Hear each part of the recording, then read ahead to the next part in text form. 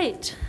We are really excited to have Chief Harvey here and Detective Van Dyke from the Co-Responder Program. We're going to be getting some reports back on how that program's going, as well as the police climate assessment. Did you want to start us off, Ryan? Actually, Cindy needs to take roll. That's true. Councilmember Dennehy? Here. Councilmember Gonzalez? Absent. Councilmember Jaquez? Absent. Councilmember Meisner? Absent. Councilmember Reed? Here. Councilmember B. Smith? Here. Mayor Pro Tem Hamrick? Here. Mayor Smith? Here. And I'd just like to point out that Gonzalez and Meisner may show up a little bit later. They have work until 5. So, and now we are ready to get started, I guess. We are. Now I will turn it over to Police Chief Harvey. Okay. So, Madam Mayor, members of council, thank you for taking this opportunity to learn a little bit more about the Co-Responder Program and allowing us the opportunity to brag on it a little bit. I think it's one of our major successes as a department.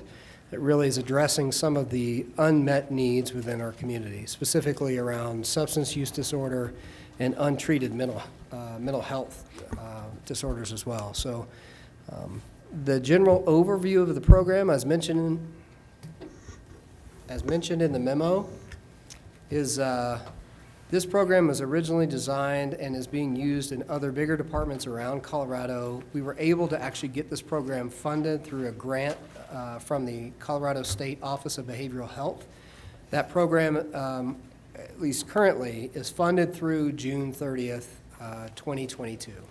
And what it currently funds is a detective from the police department that is a case manager, if you will, but does follow up, helps individuals that might be experiencing a crisis try and navigate systems that are sometimes difficult, especially when it concerns access to treatment or care. This person also, and when I say this person, it's Detective Elliot Van Dyke, who's sitting next to me here, and I'm going to give him an opportunity to talk about his perspective on the program. But what he does is essentially coordinates information on the side of the police department for folks that are living with a mental illness and potentially having intersections or some sort of contact with law enforcement.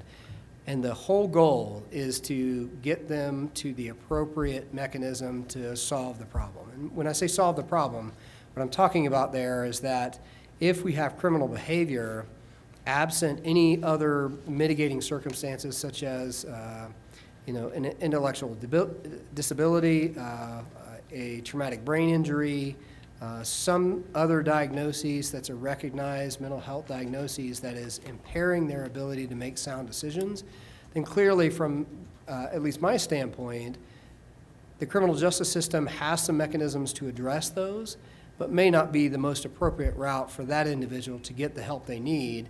And this may be more of a circumstance where mental health treatment is a better option or a more appropriate option to help the individual that we're coming into contact with and also prevent any future law enforcement contacts. And so the memo that I prepared for you outlines some of those initial successes, but I think it's also important to understand that this contracting period was unusual in that we actually got this grant 2 years ago, but we didn't actually get the grant contract and the funding signed until about 6 months ago. So even though we've been working on this project for a while, it's actually only been up and running for about 6 months, and we have some initial successes about that. So with that, I'd like for Detective Van Dyke to talk a little bit about his experiences, maybe share a couple of success stories, and then from his perspective, some things that this program is really fulfilling within the community. Again, like Chief Harvey said, thank you for having us here today. Since I've been with the program, we have seen some dramatic improvements with the police service that we provide to the city. And one of those is we have cut down drastically on the calls for service that patrol officers on the streets are handling, and I've been taking those cases on myself. One thing that I found out when I first took over the program is when you're dealing with the homeless folks that are out here in the community and the people that have substance abuse problems and things like that, is these people, or a lot of them, are victims to other crimes that we're revealing And now we're dealing with those incidents, whereas before, they may have not been addressed. And a perfect example of that is we have had a couple of incidents with some people that we've dealt with that are in our program. They're actually high utilizers that we make frequent contacts with. And we have realized that some of those people have been victims to some violent crimes that had we not followed up with them and addressed it, we probably would have never known, or it could have gotten to where the situation got worse. And we had to end up following it up another way. But some of the successes that we've had with the program is we had an individual, and I'll just refer to him as Subject A without saying his name, but he was probably the most active homeless guy that we had in Kane City. And when dealing with Subject A, we had a total of 84 calls for service related to him dating back to, I believe it was 2013. So that's a pretty high number. And we had a lot of calls. None of them were really violent calls, but they're calls, if you add it up and you look at the time that officers were spent dealing with this, they could obviously been doing something else within the community. So officers being tied up with this guy for those 84 calls, ultimately it's a lot of money that is costing the city. So myself and Joe Moffitt, who is a clinician over at Sylvista, we made contact with Subject A. It took us probably 2 months to talk Subject A into getting treatment through Sylvista. Once we did that, we looked into the resources that we had available, not only here in Canyon City, but in the whole state of Colorado, and we ended up finding a program in Denver. And after getting him cleared through that program, we were able to get him into the program, and it's a 2-year commitment to that program. So as of now, he's been there since September. He no longer does drugs, he's not on alcohol, he's gained 80 pounds, and he's got a job, and he's working, and he's fully active in the program. So since we got him in the program, we have had almost 0 calls for service in the areas that he was frequenting, mainly Macon Park, the library, and the art center. He was the biggest problem over there. Well, I wouldn't say a problem. He was the biggest nuisance to that area. So getting him out of there almost totally got rid of the calls for service in that area. We still conduct follow-ups in that area. I was over there today, and we contacted another one of our high utilizers, but it's a situation where he hasn't been over there for a while, but now the weather's getting a little bit warmer, and people are starting to come out more, so we were able to make contact with him today and actively work on keeping him out of there. So as of now, that's probably one of the biggest success stories that we've had, but like I said, some of the contacts that we've made with the individuals in the parks have led us to other investigations that we were able to close also. So thank you for that. I just realized, Madam Mayor, that I'm out of order on the agenda items discussion. So should we revert back to item A first or continue with this discussion? Let's just wrap up with, continue with co-responder, and then we'll go back to item A. Okay. So. So I just want to clarify a couple of things. What high utilizer means is that whenever we encounter somebody who's experiencing homelessness, living with a mental disorder, and there are frequent law enforcement contacts. High utilizers used actually in the medical field as well. That's somebody who uses services on a regular basis, but it never seems to truly address the problem. And so the majority of calls that a lot of programs are focusing on are folks who are high utilizers of services that don't necessarily either get the access to care that they need, or it is a constant revolving door, if you will, because there's an unmet either underlying social need there, there's some sort of treatment that is lacking, or some gap that they're not able to meet. And so a significant part of this program's success is being able to have discussions with our partner Solvista is currently the healthcare provider that we have partnered with to ride with our co-responder detective. And so how that program works is that they have a clinician that rides with Detective Elliot Van Dyke. They are both stationed in the same location together. So when a call for service comes in involving somebody that might be receiving services or that has an undiagnosed condition that is in need of services, then they would respond out together as a team. And so some of the communication routes that are happening outside of there are the officers letting Detective Van Dyke know that, hey, we've had contact with this person a number of times, a lot of calls for service. We're not sure if he has an unmet need or not. And so then there's communication with Solvista. And so Solvista then checks their records to see whether or not this person has treatment needs, some sort of barriers to accessing that treatment, like transportation, stable housing, or some other need that is preventing them from getting the help that they need. And so there's communication there on both sides to problem solve this. I think one of the areas that I'm looking at trying to grow the program next year, this year in 2020, but from a funding perspective, I'm looking at it on the state's contracting cycle, which will begin in March. They're on a fiscal year as opposed to calendar budget year like we are.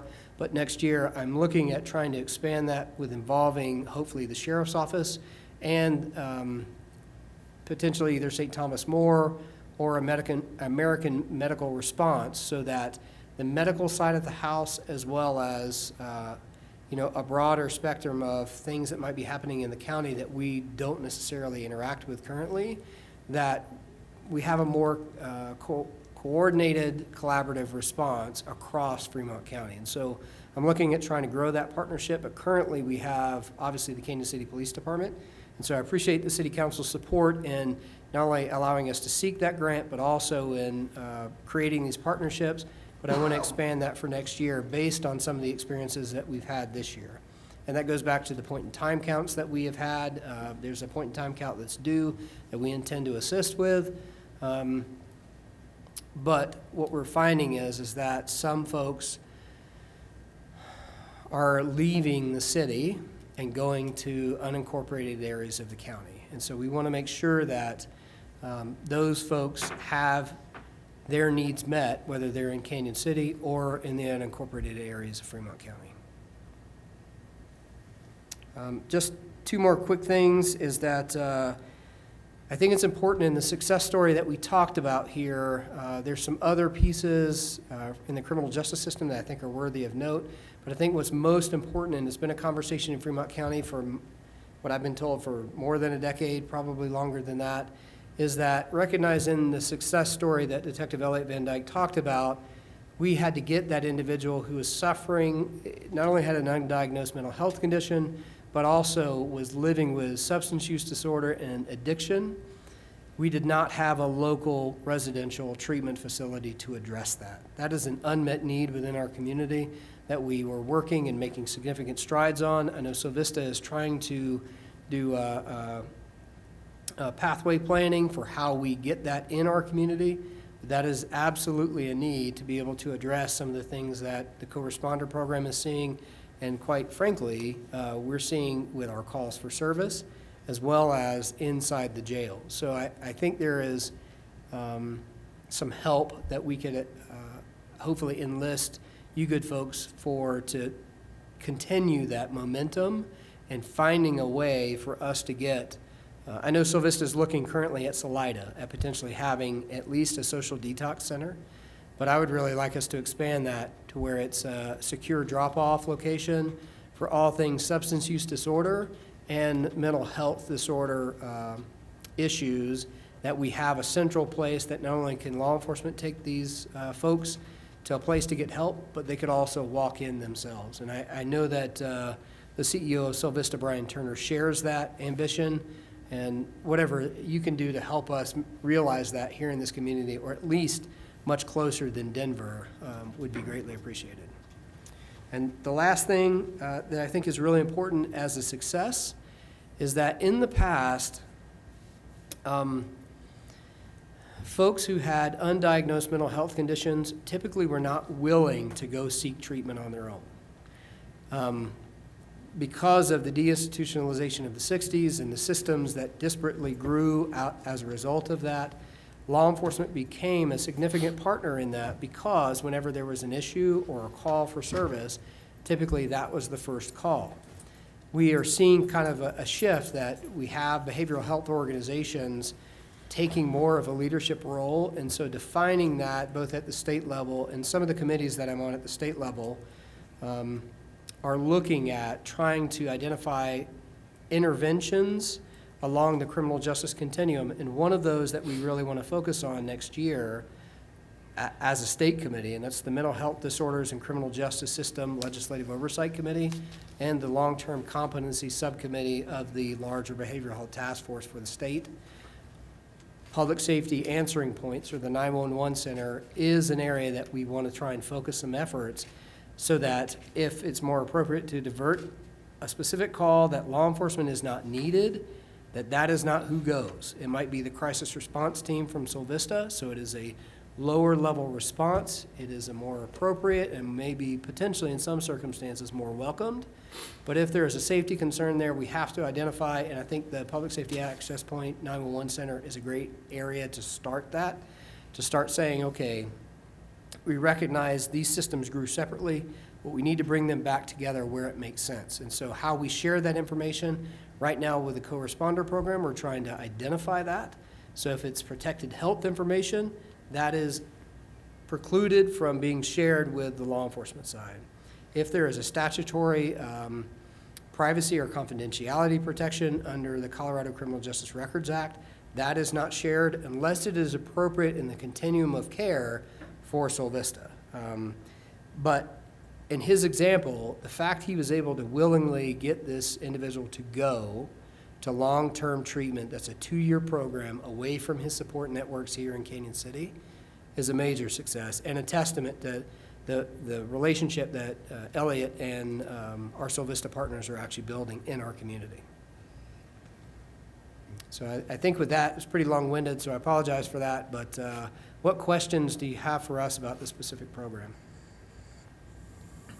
Any questions from council?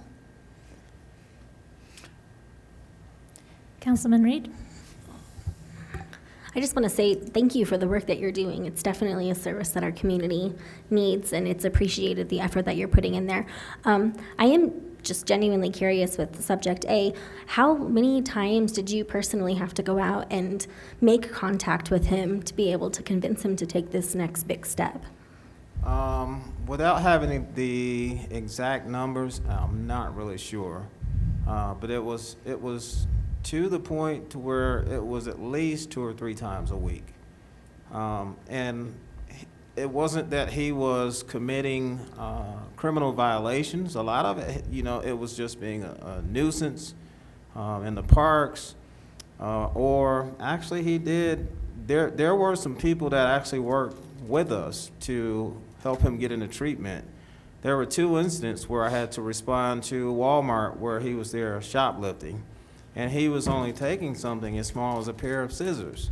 So they would call me, and I go out there and respond, and they knew that we were working to actively get him into treatment, so they were okay with us diverting him and not bringing charges on him and getting him treatment instead of taking him through the jail system. And was the response, I mean, you mentioned, I think 84 times you said that there was contact or calls for him prior. Was there a different response from him when we came at it from one method to the next? Well, I can tell you this. There were some times where patrol officers had to contact him, and it would be as many as 3 to 4 times a day. And it would be because they did not have enough information to take him to jail. And as Chief said, we don't have a facility here where we could take him for detox. So they would release him, and then an hour, 2 hours later, they get another call on him. And it was just a repeated process that we had to work through with him. Thank you very much. If I could jump in there real quick, and I think it's actually 85. Out of the 85 calls that we had with him, it's important to remember that those were criminal cases that actually necessitated the report. There's a lot other calls where we might have gone out and made contact and said, hey, please don't do that, you know, what are we doing here? Those are the 2 to 3 times a day that he's talking about. So those are 85 criminal cases that now are down to 0, essentially, and hopefully when he comes amazing. back is successful towards self-dependence, having a job, having stable housing, beating addiction, which that's a hard thing to do. And so, you know, it's a small snippet. And so in the memo, I talk about a certain number of calls for 7 high utilizers, which I think we've identified 1 or 2 more since then. But out of those calls for service, it's important to remember that our records keeping system, those are criminal cases or incident reports that maybe didn't necessarily go to a criminal charge, but started off that way. And so there's many more contacts that patrol was having on a daily basis, and other city departments like the library that now, through his positive contact, it really started with, and I wish I had I didn't provide a slideshow presentation because to protect Client A's confidentiality, I didn't want to present that. But you know, he started some of those conversations by going and buying a bucket of fried chicken and going to the park and having people come and starting conversations. And so it's not simply, hey, we're responding to a problem. We're actually developing relationships. And that's really, in my mind, if you ask me, why we were successful at getting him to willingly go into treatment, was that there was a bond of trust that was developed. That this guy's here to help me. He's not here simply to arrest me or harass me, or he actually wants to help me. And that's, if you ask me, I think that's why Client A actually did that. Well, thank you so much for the effort. It's genuinely appreciated. Councilman Dennehy. Again, I'd like to say thank you. You know, success stories is what, you know, we all want to hear. But how many people, actually, how hard is it for us to find a long-term solution? And how many options are there out there, if, you know, for any of the individuals that are willing to go that route? Well, I believe when Mayor Smith came out, she did a ride-along with our program. After we got done with the ride-along, she asked me pretty much the same thing. And me coming from Jacksonville, I retired as an officer in Jacksonville, Florida, where we had 2,000 officers. Mayor Smith asked me what I thought the biggest things we could do to assist the city with the problem, and the number one thing that I mentioned was having a detox or a facility that we could take some of these folks to get immediate treatment right away. There are some ups and downs with that, because you're gonna get some people that are gonna try to go to detox when the weather gets really, really cold and occupy the bed space there. But it would definitely help to reduce some of the issues that we deal with on the streets. But, okay, and I understand that, but as far as how difficult it is to get some of the people who want to go to a long-term, I mean, working with Brian over at Sylvester, and that, how hard is it to actually take that person, and what's the time frame of saying, if they say, okay, I'm willing to go? That is probably the biggest obstacle with the program right now. So subject B that I stopped today in Macon Park was actually in treatment in Sylvester. Last time I saw him was at Sylvester, and we actually had him in permanent residence care. Well, something broke down somewhere, and now he's back out on the streets, and we're having to try to convince him today. When I stopped him today in the park, he was not really doing anything wrong, but I had to follow up with him since he's one of our high utilizers. And in talking with him, I noticed that he had a machete, probably 2 foot long, inside of his jacket. So when you have people like that inside the park, it's scaring the people that come there to enjoy the facilities and all that. But I think the biggest obstacle is just trying to convince people to accept the treatment and let them know that we're trying to help them. So I'll jump in too from the administrative side to hopefully provide a little more clarification around that. So there is definitely the willingness piece, which is at, the contact level and getting people to be willing to go. But I think what you're really hitting on there is some of the navigation barriers about getting them to the correct facility and whether or not the entrance criterion is met. And that is a significant challenge. And one of the ways that I'm trying to overcome that is we have a group called the Wellness Intervention Committee. There's a number of committees, a number of groups meeting in Fremont County. The purpose of this committee is essentially to coordinate access to those facilities. So if, let's say, Parkview, who is the nearest psychiatric receiving facility where they can actually have a person talking to a person at a facility, the way that we are starting those conversations was Parkview wanted them to go to St. Thomas More first for medical treatment, if they needed it, or even if they didn't, to receive clearance to say, yeah, they're fine to be received at your facility. What we've also experienced is that after St. Thomas More's clearance is accepted and we take them to Parkview, Parkview would want them to come in through their emergency room to again receive medical clearance. So there is definitely some redundancies in the system. The regional accountability entity that deals with Medicaid and other state funds specifically for medical and behavioral health services, we're in consultation with them to figure out, and this is not a unique problem to us, it's across the state, that you have individual medical and behavioral facilities that have siloed processes that this Wellness Intervention Committee, in theory, is designed to alleviate. So that if we have somebody that we want to get them into treatment, that we can say, okay, these are the steps, these are the criterion, this is what we need, this is done, get them in. One of the things that we didn't tell you with Client A is there was really a rush to get him into Stout Street. And Stout Street was the residential 2-year treatment facility we got him into. But the reason for that is because they had an available bed, we had to get him in then, because there was other people who were waiting for those beds. And if we didn't get him in at that time, he likely wouldn't have gotten in when he did, which then would have perpetuated now he doesn't want to go, has slipped back into addiction. And so it is a very real access to care issue because we don't have those facilities locally. And the facilities we do have around the state are stressed, right, because of the need, but there is also an administrative piece that needs to be consolidated. So significant barriers, and I'm not sure from a public policy standpoint, how we can address that.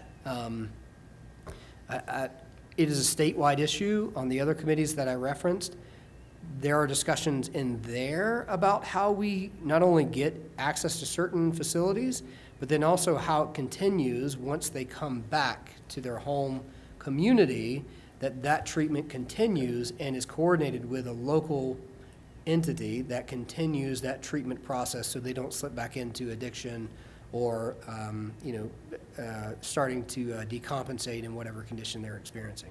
Okay. So I'm sorry I don't have an answer for you, but it absolutely is an issue. Right, okay. So you said you need our help in getting a local drop-off. What can we do as a city council to help? So I think conversations about what that actually would entail, and also helping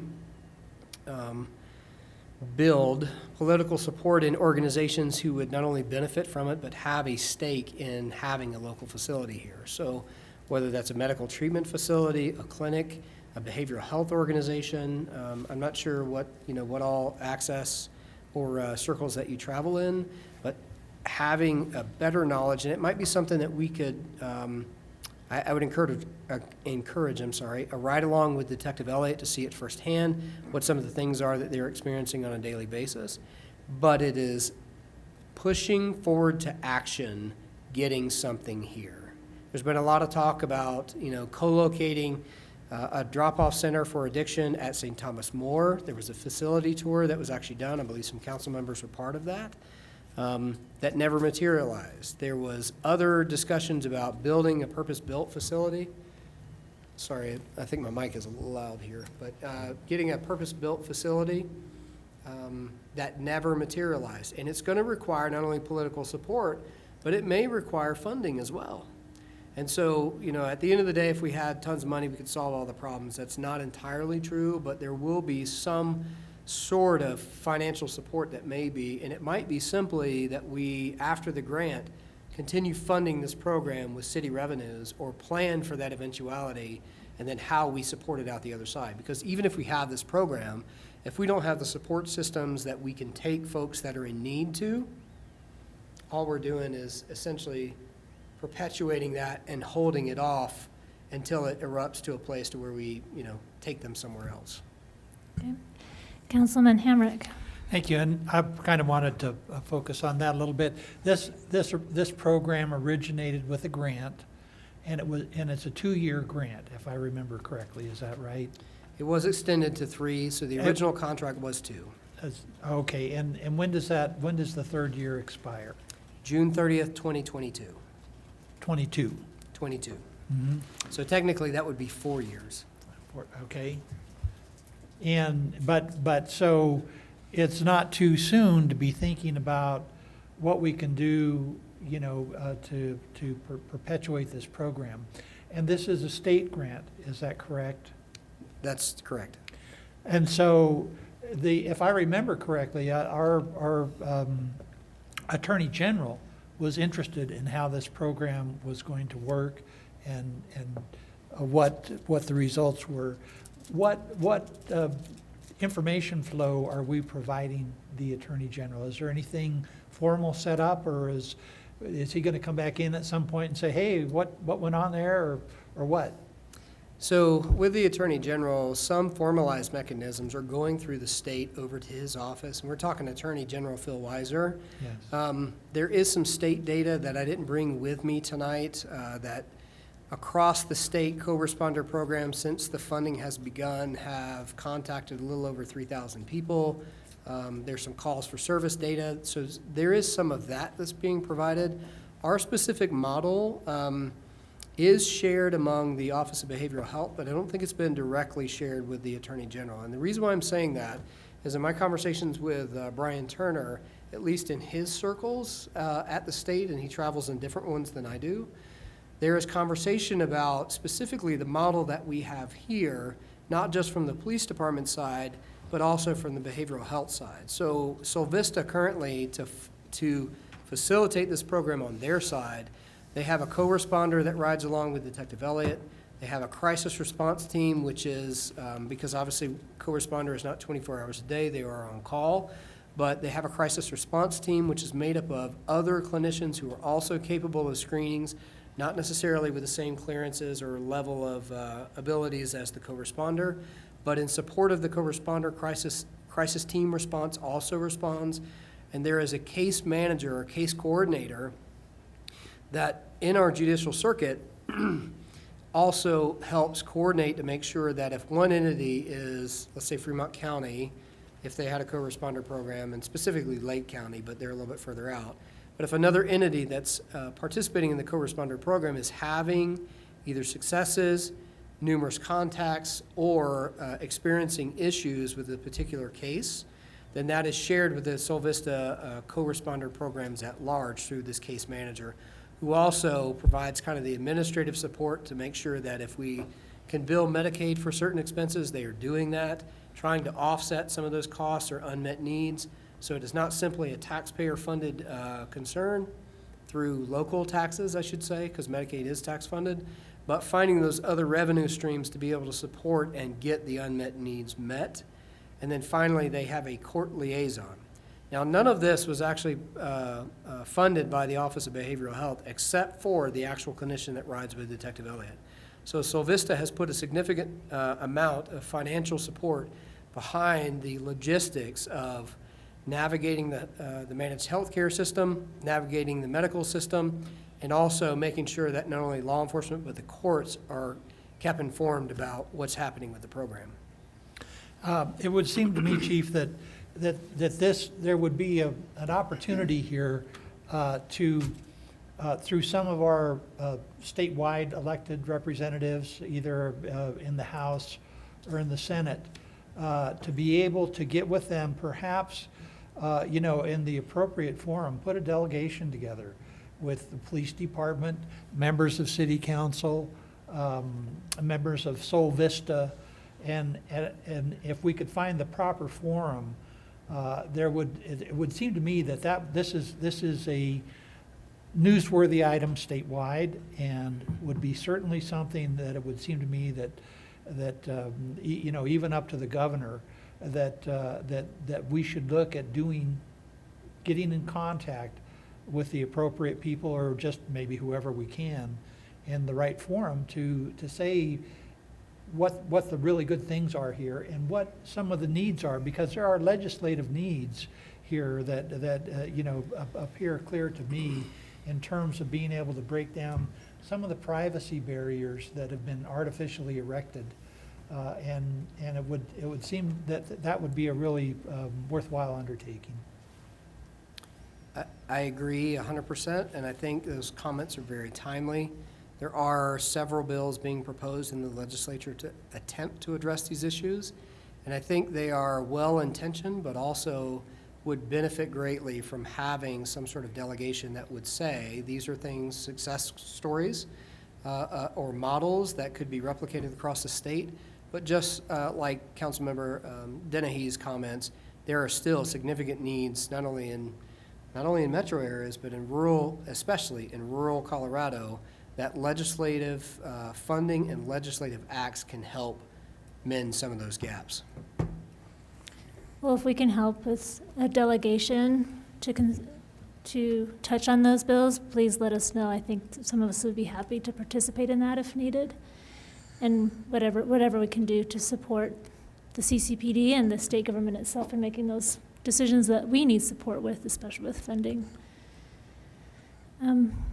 I do have some questions. So I did go on a ride-along with Detective Van Dyke. It was really eye-opening for me to really see it firsthand. We've talked a little bit about the homelessness, and I see that you've already made 349 calls, but they're not all about homelessness. I've seen you at the schools and other things. Tell me about some of the other types of calls that you go on a typical day. A little bit. We didn't talk much about the follow-up piece, but that's probably one of the more important things that we do also. Once we get individuals into treatment, we have follow-ups that we conduct with them to ensure that they're doing the things they need to do. As a model, we have it set up primarily like for maybe a first contact. We always contact the person within a week once they get into treatment. And then we will gauge from there how often we need to go out and see them. On paper, it says 7 days, 14 days, 30 days, and then we'll go up to 60 and 90 days. However, depending on the importance of this person's need for treatment, we may follow up with them more. So we had to do that with client A to be able to aggressively get him into treatment before it was too late. And more than likely, we're going to have to do the same thing with client B that I contacted earlier today. We have to follow up with him as much as we can and keep instilling in him that we need to get him into treatment. We've done it before, and like I said, something fell through the cracks, but we have to actively stay on them to make sure that they're doing the things they need to do. And we have a whole list of, like what Chief was saying earlier, the high utilizers. And those folks are the ones that we have to try to contact almost every single day. If they're not in treatment, then we got to keep encouraging them, and not only them, but their family members also, to help us get them into treatment. So if I could interject there, I think one of the stories that really addresses Mayor Smith's question is, and I don't remember all the specifics, so please help me with it, but you responded to, was it a middle school for suicidal ideation as a result of a request from one of the counselors? Can you maybe talk about that? And please correct me on my facts. I do remember that incident, but I, as law enforcement side of it, I didn't have that much interaction with it. Sylvester pretty much took the lead on that.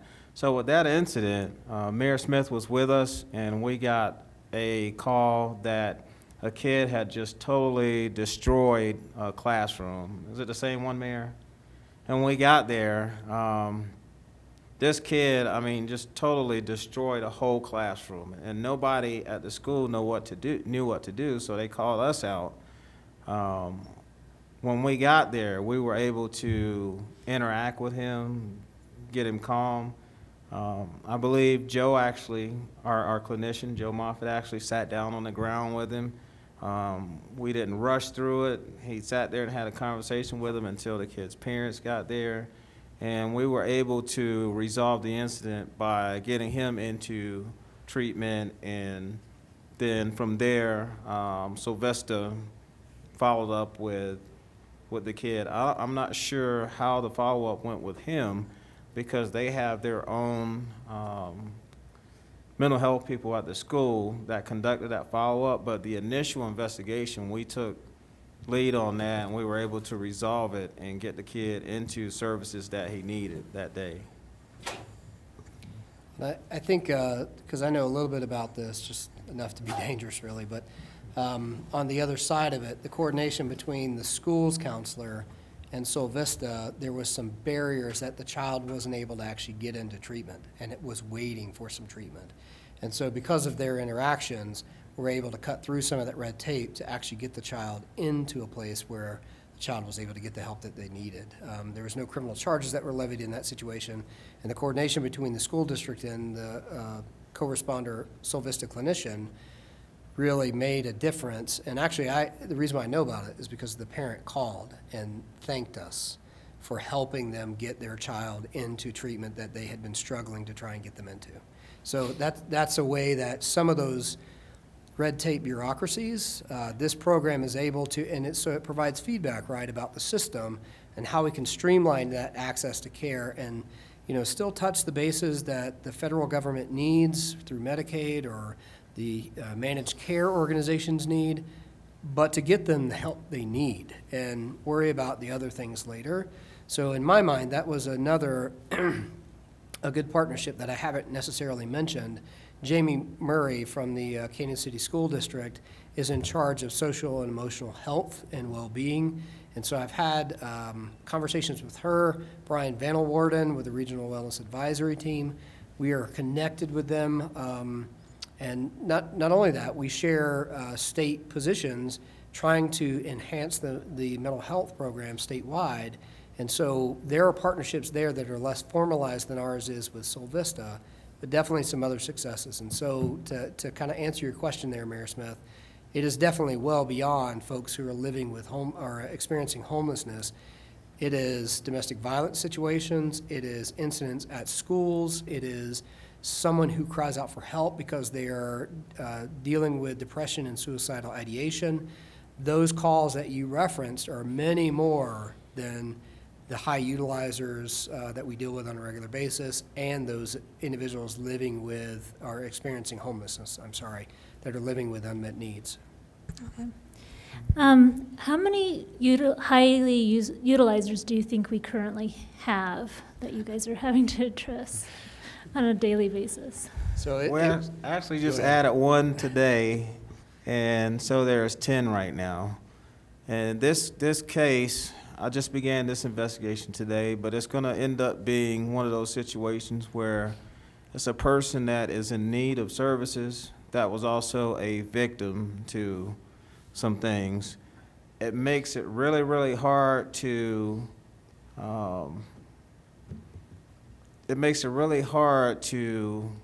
be able to tell whether the person is being sincere or if they just really need some treatment. But as law enforcement, we have to take it as both and deal with both situations. So with this investigation, there's going to be some potential drug investigations that was passed on to our special investigations supervisor, as well as some possible persons-related crimes in addition to that. So there's three different investigations that came out of just this one person coming in today and reporting that situation. So I think the best way to look at this, Madam Mayor, is that we have folks who are considered high utilizers of the emergency room that don't necessarily intersect with us. We have folks that are high utilizers because we get criminal complaints about them that we have to contact.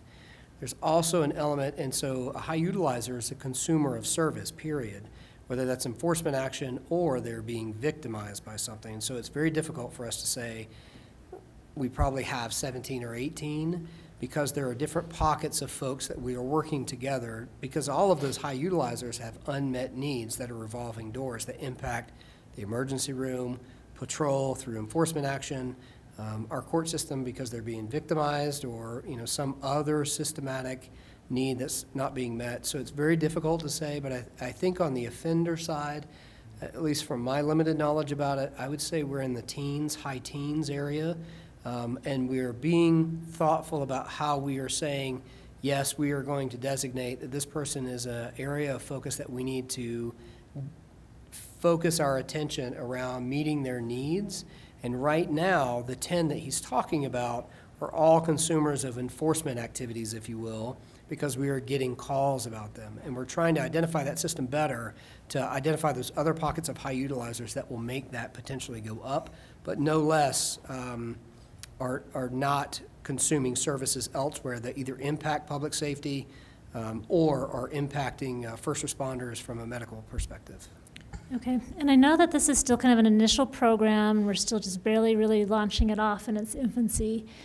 But we were really hoping that this would make an impact on reducing homelessness or addressing homelessness in Canyon City.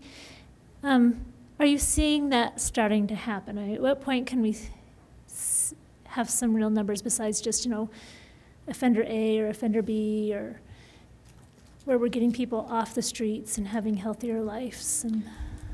So I'm hopeful at the 12-month period. The stats that I've given you initially are really just an evaluation of, are we moving the needle? But other success stories, we do have them, specifically we've got 3 houses, let's say, that are identified as people living in these 3 houses are high consumers of service. And so it might be more than 2 or 3 people living in these 3 different structures. But I think at a year, we will absolutely have something to where we say, but it takes time, right? Because client A that we talked about is in a 2-year treatment program towards self-dependence. So there will be some initial successes, but I think really from a long-term standpoint, which is why I'm so happy that OBH has funded it through 2022, we will absolutely have it by the end of that funding period to be able to say, these are how many people we've helped. This is how many people have moved from dependence on a system towards self-independence, or self-independence is an oxymoron, but independence to where they're self-supporting themselves through jobs and career training. And so that's actually part of the grant as well that's not mentioned in my memo. So buying clothes that are suitable for job interviews, and we have done that already to where there was an individual on a really cold night that was not suitable, or not suitable is not the right word, but was not going to be able to go into our emergency shelter. And so as part of our grant, we actually purchased a hotel room for that individual to make sure that they were safe, and he's one of our high utilizers now. So it helped us really identify that he was in need of services. But there's some social determinants that this grant program also funds that aren't necessarily reflected in my memo. Okay. Are there any other questions from council members? I would really encourage you getting a hold of Detective Van Dyke. It really is a fascinating opportunity. We saw a little bit of everything, I think, that day. And these are our neighbors that are really struggling. And I got some really useful insights. So you talked about some of the things when I asked you, what can we do to help? And detox is number 1, but another one that was mentioned between you and another sergeant was that you needed more teeth for enforcement in the parks themselves. And that is something that we did pass, and that came from starting with that conversation with you. So we appreciate that relationship and working together and all that you guys are doing to help Canyon City be better and to address our mental health and homelessness needs and substance abuse. It's a big deal in our community. We appreciate it. With that, are you ready to move on back up to action plan? I am if you are. Yep. Okay, all right. Well, thanks again for the support on the co-responder program, and kind of talking about the action plan as ways that we can improve personnel processes and just general I want to come to work feelings within the police department. We are trying to decentralize, and I try to capture this in the memo, but we are looking at processes within the organization, whether it's a leadership meeting, and by leadership, that used to be defined as a sergeant or a supervisor and above. We recognize that anybody within the organization, it could be a line-level employee, it could be a civilian, it could be sworn, can be a leader within the organization and should be available to hear those conversations and provide input. And so we are trying to formalize those mechanisms within inside the police department, and I think the one that has gotten off the ground the fastest is the Policy Review Committee. The policies in the police department are life's blood, and we just had a conversation about this today in our command team, that some of our policies really need to be tweaked, and there was an idea that was put forth by one of the commanders that not just subject matter experts, but if we do change a policy, the Policy Review Committee right now is made up of a sergeant, a detective, and a civilian records technician.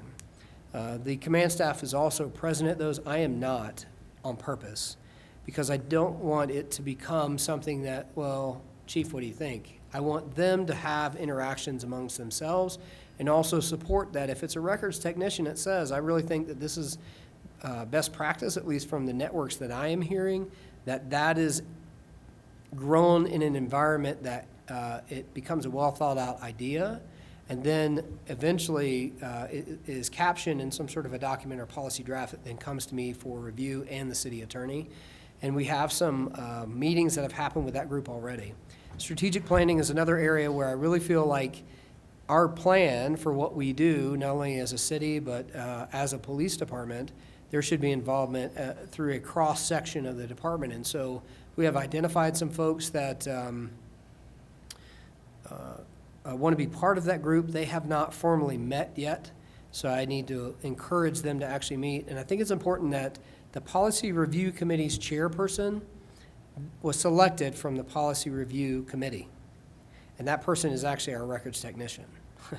So she has taken on that responsibility of really coordinating that group, setting the dates, identifying what policies need to be reviewed. And so my guidance around that in our initial meeting was to look at resources, to look at other agencies, to expand our networks to see what we're doing and how we can do it better. And then if there is a request for a policy revision, that is done purposefully. So there is a memo that she will draft when the Policy Review Committee gets together and says, we need to review, and the two that they are reviewing currently is personnel complaints processes, extreme risk protection orders, and I have two other policies I want them to review, specifically around appearance standards. Beards are a common request in the police department. I know traditionally the police department has not allowed that. We've allowed goatees, but we have tried to encourage a younger group of individuals that are committed to community service to come, and beards can look just as professional as a goatee or a mustache or no facial hair at all. And so we need to have guidance around that. We need to have structure, but I think those are areas to where if there's an interest, that's where it's going to come from. The younger folks that are saying, we can do this a little bit differently. And so one of the things that has traditionally been a barrier, as an example, with beards is we have to wear gas masks. If we go into a chemical environment, if we go into tear gas situations with riots, there are difficulties with some of the older gas masks to actually seal, and so beards would prevent that, so tear gas would actually get inside the mask, and they don't, fit testing is what it's called, they don't appropriately fit test. So we're trying to figure out how to do that. Some of the guys have even said, I really want a beard, and I'll shave lines where the gas mask goes. But those are opportunities really to create greater staff satisfaction. And so the Policy Review Committee is central to that theme. The leadership meetings that I mentioned earlier, Detective Van Dyke has come to, we have opened that up to the entire agency. So we publicize when that will be. It is not voluntary. If they come, it is something that's compensated as part of their day to encourage them to participate in processes that will impact them. So that, in a nutshell, is kind of the philosophy of things that we're trying to do. And I think that those are two very important processes that will influence how we do business in the police department. I think you'll find sympathetic ear with our city administrator on the beard policy. As long as he And I shaves would- the lines. I would say that we do have to draw the line at facial tattoos, though, so, you know. Yeah, and there would be some things that are limitations, so even if it is presented, there is a process to make sure that the city administrator and myself and the city attorney are involved in those conversations. And pretty uniformly is still, face, neck, and hands are generally accepted. There are ways around those things, though. So I won't say no, never, but I will say yes, there are some boundaries that we're setting for that group. Any other questions from council? I see on here, so it says that you've gone the farthest with your policy review committee. What about these other things you have on here as far as like hirings and selection panel and strategic planning, suggestion box? Where are you at on those? So the suggestion box is still kind of in revision, and that's one that we haven't implemented yet, and the reason for that, we do physically have it. But the folks that I have talked to, when we had that before, because we had that as a process before, I was told it was never used for a number of reasons, and that there might be better mechanisms to increase that anonymous feedback, if you will. We still have it, and I'm still exploring whether or not to put it up. I've actually asked that it be put up in the briefing room. It just hasn't happened yet. But that's not a panacea, right? I want there to be email structures. Our Smart Force is really where people have said, I think that that's a good area. So blogs for me about things that are happening in the department. So Night Shift hears it from me. Videos. We don't have a videographer yet, so I haven't done any videos yet. But Smart Force is now, and at the time that we originally started talking about this, Smart Force was still experiencing some difficulties with implementation. That is now almost 100% complete. And so shifts are actually using Smart Force now to say what's happening on prior shifts, to communicate information on opposite sides of the week. So it is improving communication more so than the suggestions box is, but we still have that and intend to put that up. But through survey methods and other things that seem to be more accepted from the demographic of folks that work at the police department, we're exploring those like Smart Force or other electronic transmission Okay. media.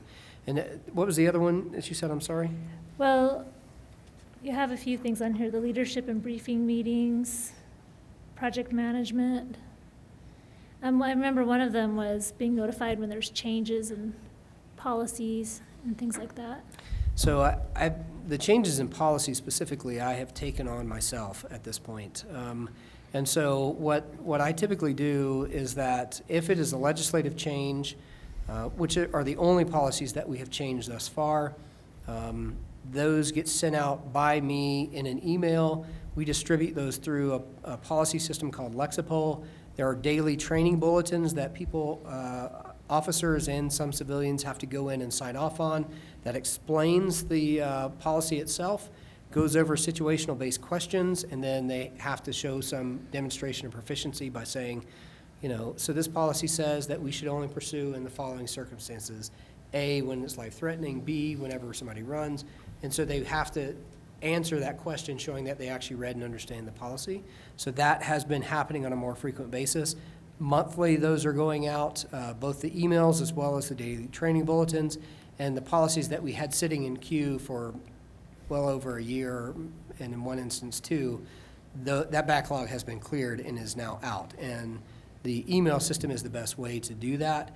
But with the Policy Review Committee, one of the guiding philosophies I've given them is that they are ambassadors to the policy as well, so that if there is a policy change that occurs, I will be looking to them to go to different briefings to talk about the policy, one prior to implementation for feedback, and we're still working out that process with how the entire agency can potentially give feedback that would help it be a better policy. But at the very least, conducting training at different briefings to be able to answer questions, bring back feedback, or, you know, obviously look at things that we might have missed throughout the revision process. What about adequate notification for trainings and things like, training sessions and things like that?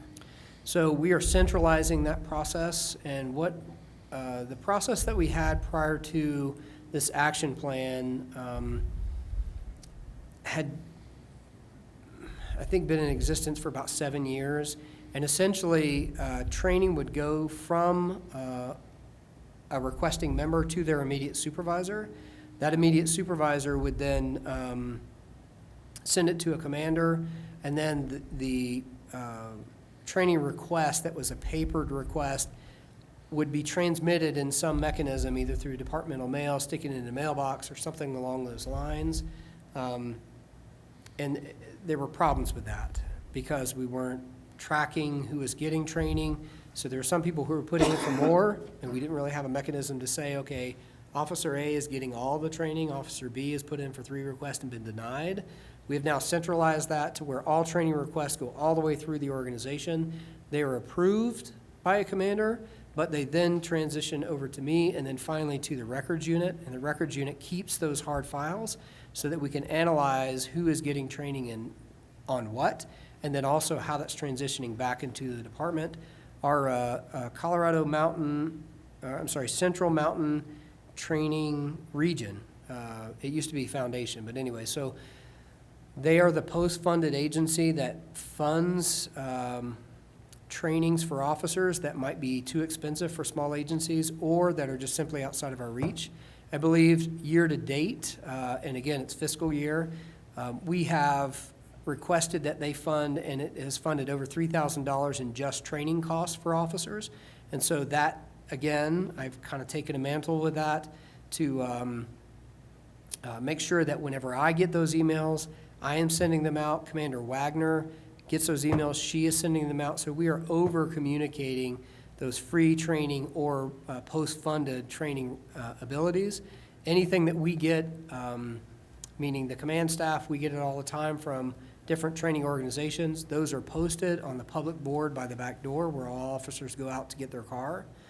And we had actually created both an internal sign-up processes for in-service training as well as instruction through SmartForce as well. That's one of the other uses of it, is that somebody could, and we have done that and is a continuing process, that any trainings that we offer internally are posted on SmartForce and people can sign up for them even from their home. So that way they're kept abreast of internal trainings.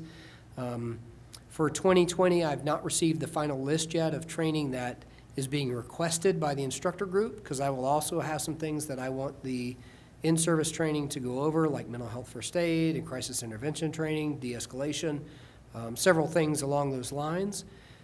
And then once that list is finalized, training dates for the entire year and what those subjects are will be posted in the same area, same mechanisms as we're posting all other advanced specialized training, so in SmartForce and by the back door and through email. Okay, thank you. Councilman Meisner. Thank you, gentlemen. My question kind of starts with maybe the chief and with Ryan, but in the opening paragraph of at least the memo that we've got for tonight, we talk about the plan that was presented previously. Where are we at with that specific plan? I mean, this talks about implementing some things to address issues in that plan, but I understood that that plan had some steps in it, did it not? It did, and, you know, Chief, yeah, you may want to talk about that and how this memo correlates to that existing plan. I think this is a summation of the steps that have been taken towards that plan. Well, this talks about things that impact the plan, but it doesn't talk about what's going on with the plan that was talked about back in the time. Seems like a long time ago, huh? It does. So this memo was actually drafted from that original plan, and essentially how I drafted it was the steps and programs identified in that plan that was under the four pillars of procedural justice. Essentially, that language came out, but those steps and those programs that were mentioned in the original plan, that's what this memo is drafted from. So those are summations of where we are at with that.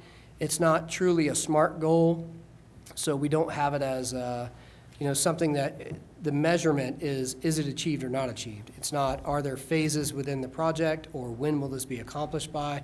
These are continuing mechanisms of the original plan, and those are the objectives from the original plan.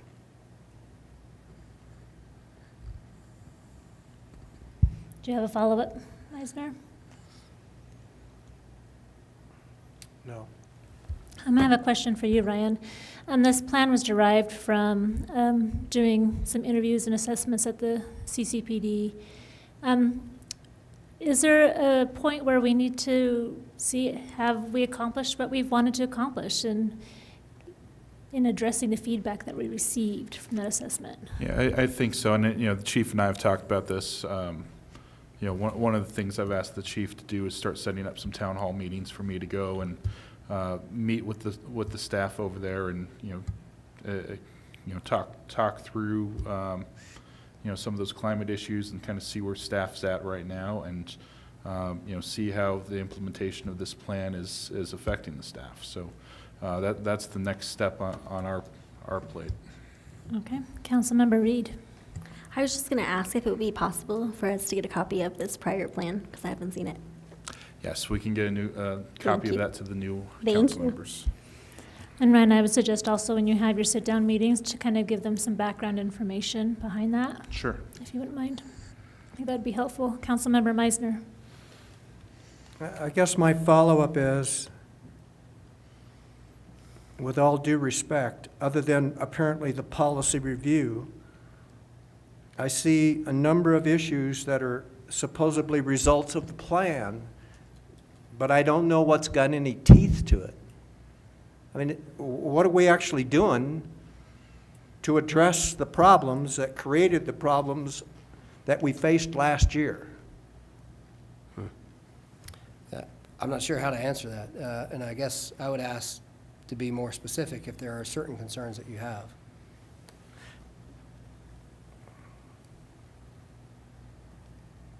All of these points in this memo are currently not actively working. Is that correct? I mean, are each of those paragraphs and bullets have a specific process associated with them that's currently working within the department? So either working or in the process of being implemented. And so if that's the question, what has been achieved and what is still working, I can maybe answer that if you'd like to. I just want to know what we're doing to fix the problems. And Well, I, with all due respect, I see some attempts here, but I don't know that I see any actual boots on the ground, and I may be not understanding it completely. I see a lot of theoretical, philosophical things happening here, but I don't know how much boots on the ground's happening. So Or again, I'm missing the point.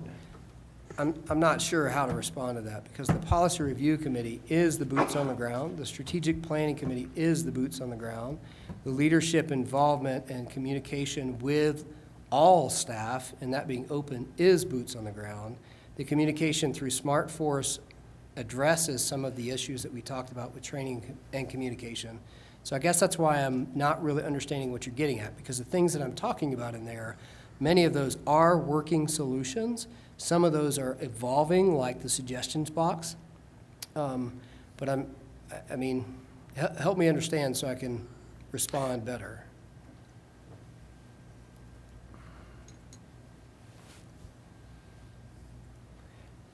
When I look at these bullets and these paragraphs, I see some processes or plans that were implemented to address some issues, but it doesn't seem like that much has happened with those. Which ones? Well, for example, I'm going to pick on the easy one, the suggestion box. We're talking about a suggestion box here, but then we're saying it really doesn't work, and we really don't know what the solution is, and we really thinking about putting one up. Well,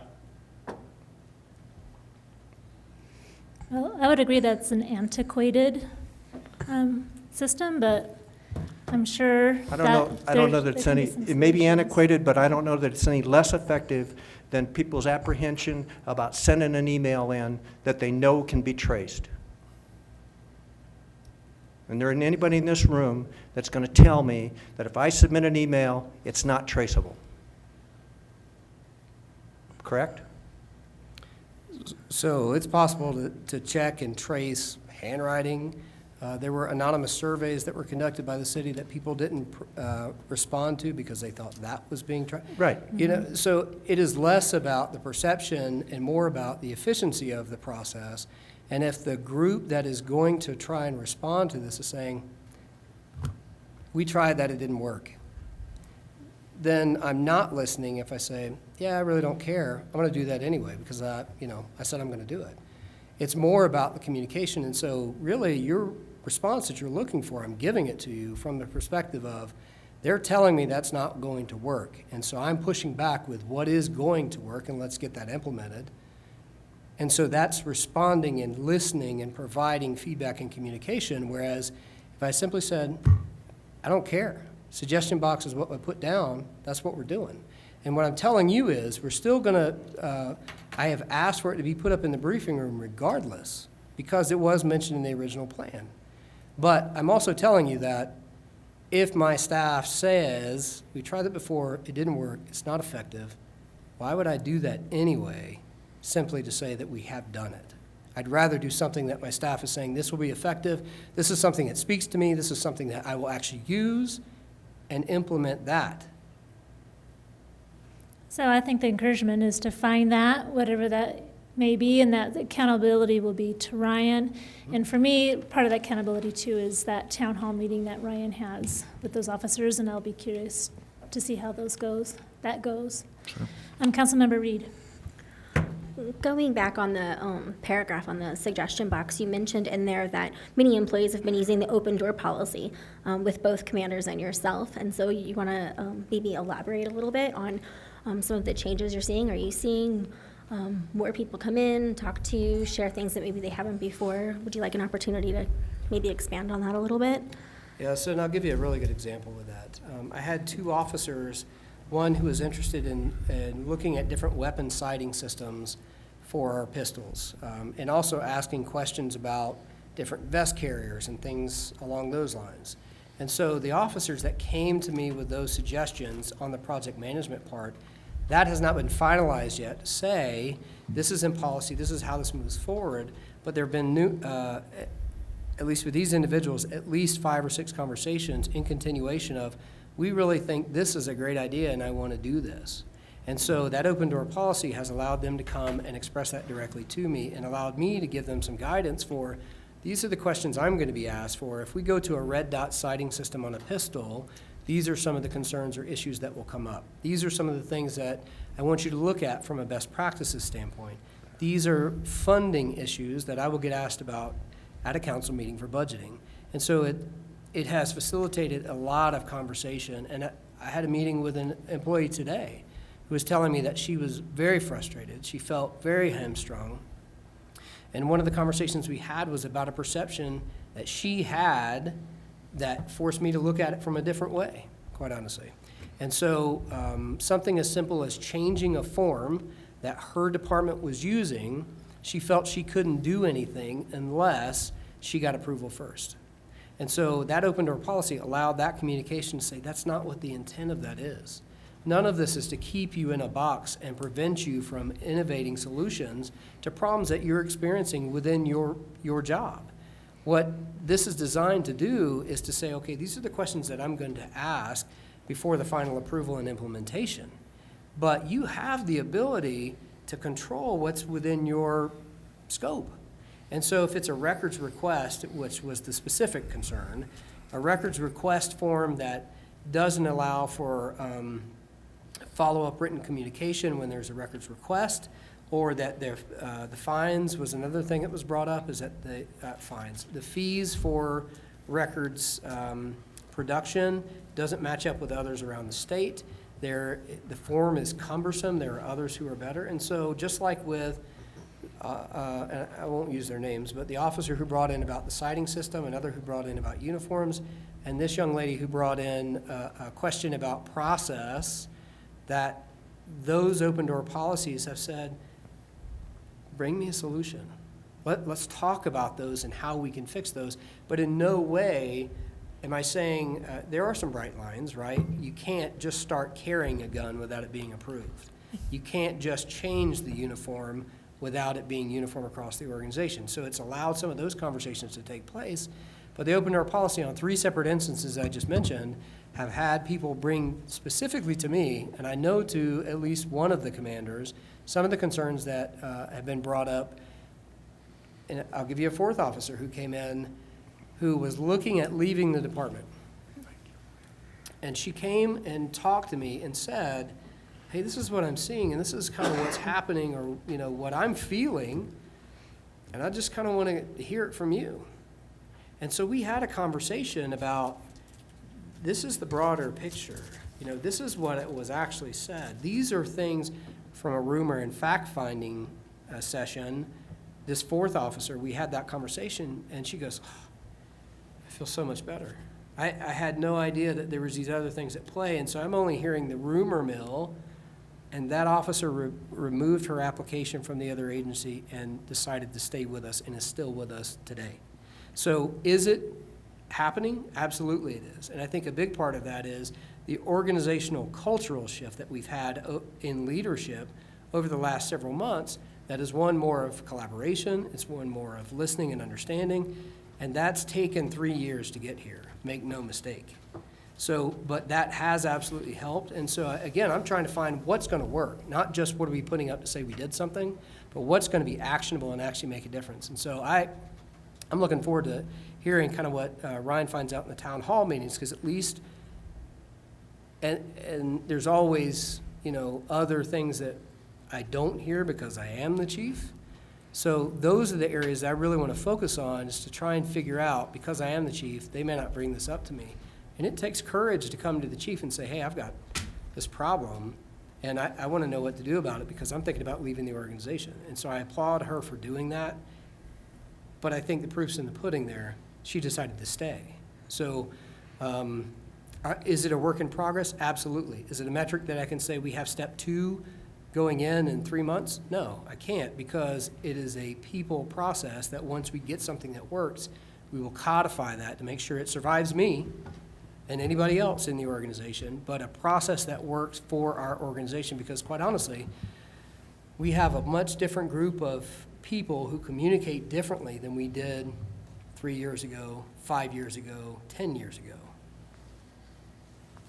Thank you. All right, do you have any comments you'd like to Yeah, make? I think Councilman Meisner, that last point about the officer that approached the chief and had the discussion, I don't know before this action plan, or even previously in the year of beginning of last year, whether or not that conversation would happen. I think a lot of steps have been taken in this time, in conjunction with the action plan, which was drafted 7 months ago, 6 months ago. But it is a living, breathing document, and there are going to be multiple iterations to it. And I think the chief has taken a lot of those steps. I know leadership over at the police department has taken a lot of steps. Another aspect of it, and I'll ask the chief to talk a little bit about this, is kind of the progress we've been making on the staffing side. So there, again, a number of changes there as well, and very positive changes.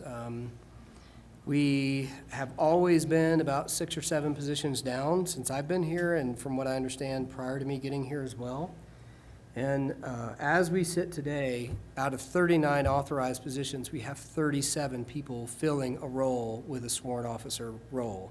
And we actually did interviews last week and have some people identified that it is very possible that we could overhire to make sure that if we do end up losing anybody through attrition or unforeseen circumstances, that we would still be sitting at being fully staffed, which, as I'm aware, has not been something that has happened in a very long time around here. So some of that's through collaboration. It's through involving other people in the recruiting process, having them go out to different academies, changing some of our hiring practices. So when we send somebody to a police academy, we don't send them to the Pueblo Police Department. We send them to a community college, which then has, and this has happened, that we've hired somebody graduating in community college. That person then talks to other people at the community college who are also graduating, and we have 5 or 6 people that apply because of one contact with a person who's going to the academy. We diversified the hiring board, integrated HR a little bit more in those processes, even where Director Morris is actually doing phone screens for us and helping us with recruiting. Detective Van Dyke and several other folks have been added to the hiring board panel to increase not only diversity of the panel, but diversity of thought. So we don't have singularly police officers, we have civilians. I would like to eventually get to a place to where we have potentially a business member or a community member part of that hiring process. But that's something that hasn't happened yet. That's future iterations. But increasing the diversity on the hiring panel, increasing our outreach efforts has obviously resulted in, we're at 37. We haven't been there for well, not since I've been here. We've always been at least 4 or 5 down. And to have enough people that spots are spoken for and potentially to be full staff, assuming everything goes well by the end of the month, that's a major accomplishment. Councilmember Meisner, do you have another comment?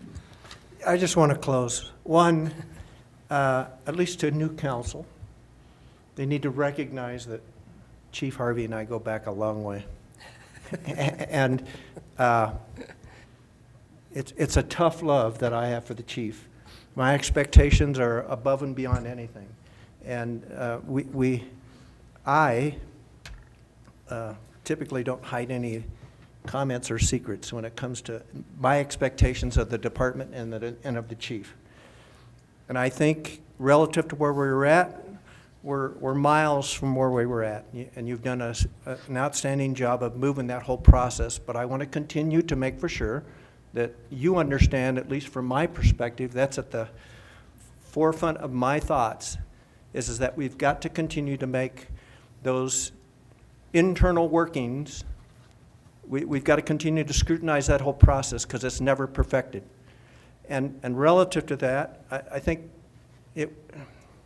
at some point it would maybe be logical to have another individual that had the confidence of the department so that those people that had issues could go to that individual knowing that that information is going to flow uphill.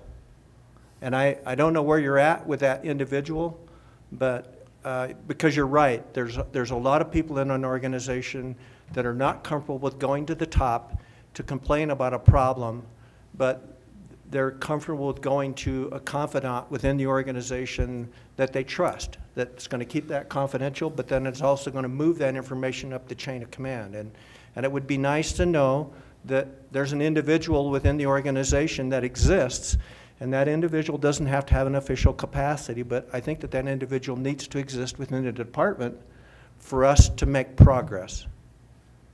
But I just want to reiterate, you've got my continued support and my continued outspokenness. Well, like I've shared with you before, I take your comments as they're intentioned, as I try to with all of this, is how do I get better? How do we get better? And I think that's by asking the tough questions. So I appreciate that, especially the respectful manner with which you ask your questions, because I also understand the intent with where you ask them from. And that comment about alternate mechanisms to develop feedback, I'm meeting with, and some of you may know him, Sean Johnston and Tom Kilgore, who are pastors in the community. Our chaplaincy program has been something that has kind of languished, quite honestly. And I'm meeting with Tom and Sean Friday to discuss how we broaden that ability for somebody. And I also want to open it up to the Fraternal Order of Police, the Colorado Police Protective Association, for how do we create those more robust forms of communication to where if they don't feel comfortable talking with me, that we get the information so we can make actionable positive change.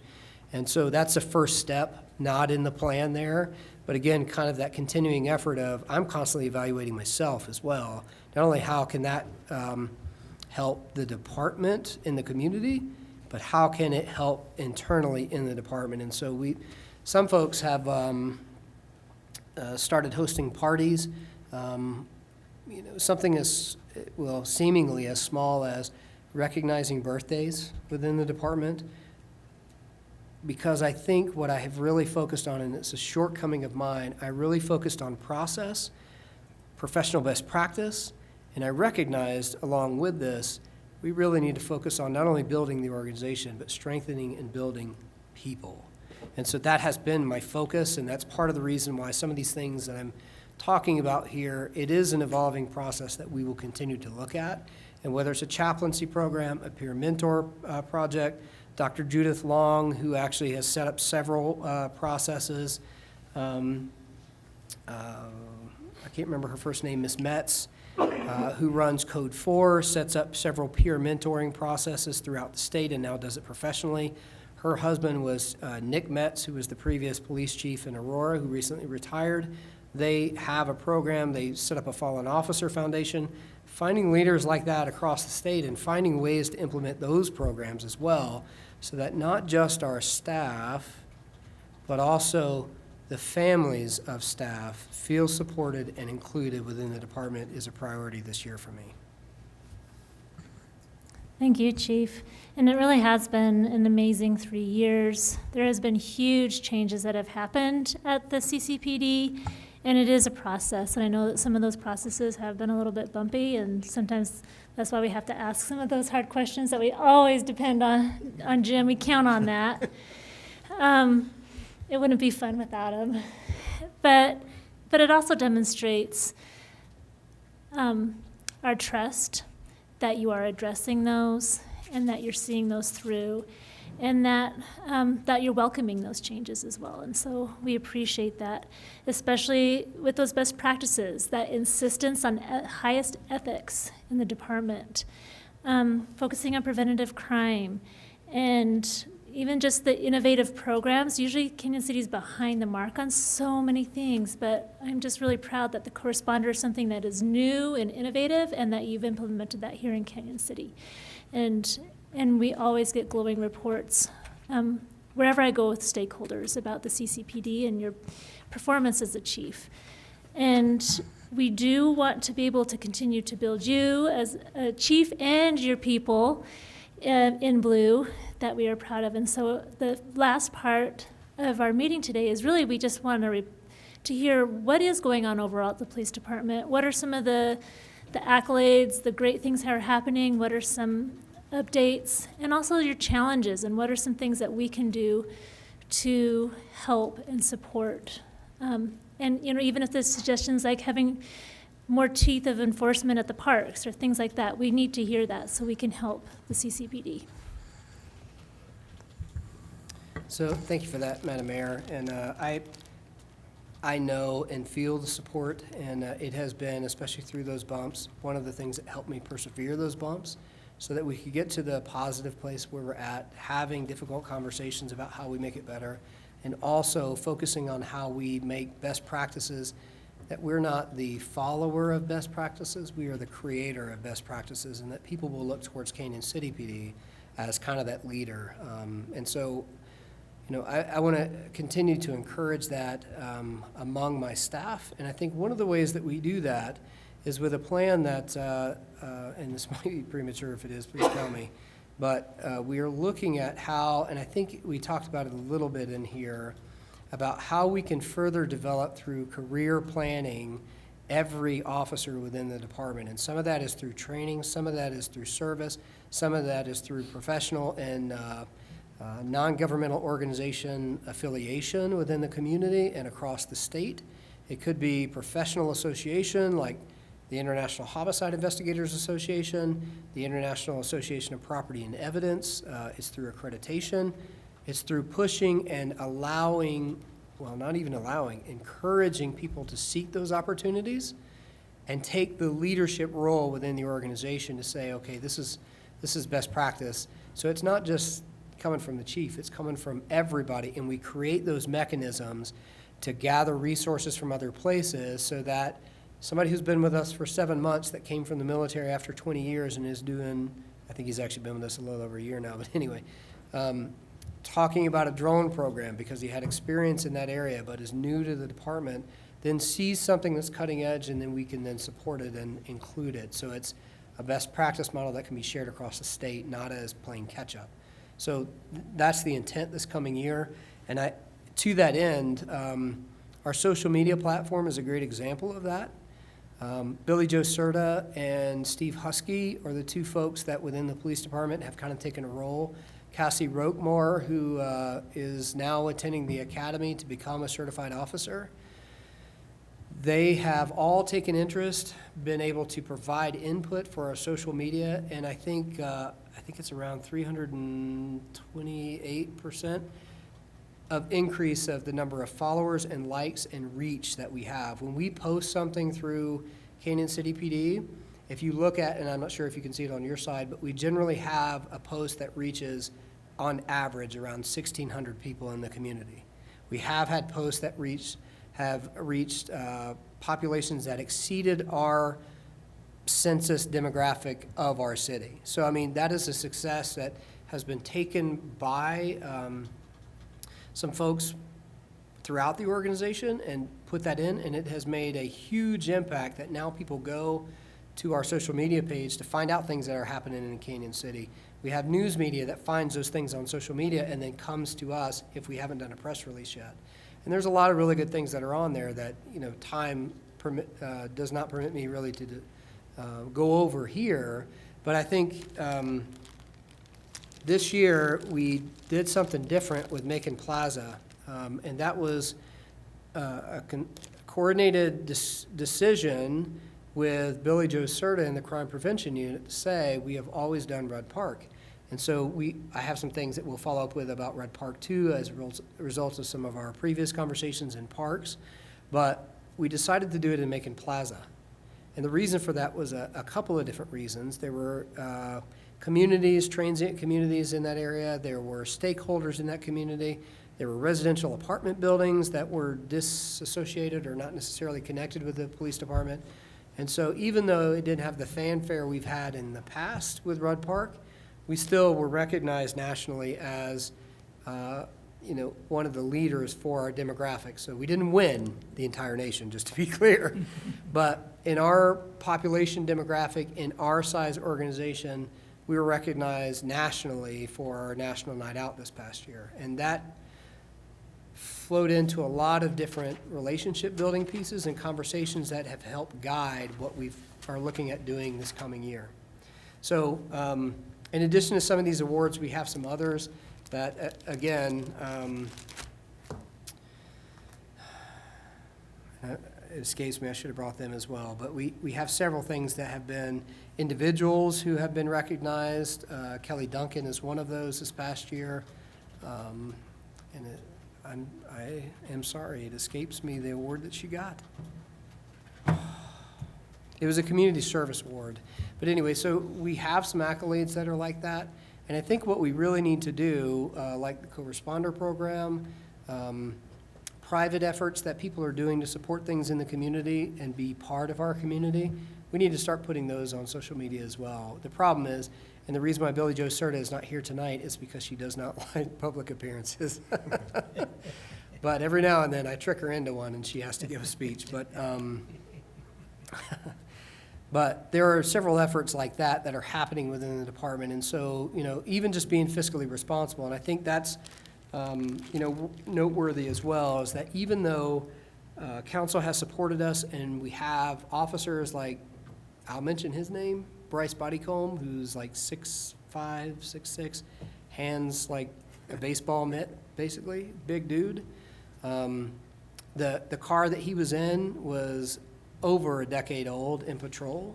Actually, I think it was 2000, I don't think it was the 2002, but it was in that range of a patrol car. And so council's support of making sure we have a fleet in patrol, that our officers are safe, the tires work well, so when they get into pursuits, their cars aren't breaking down, they're functional, it saves on maintenance. All those things that you have supported us with have been great.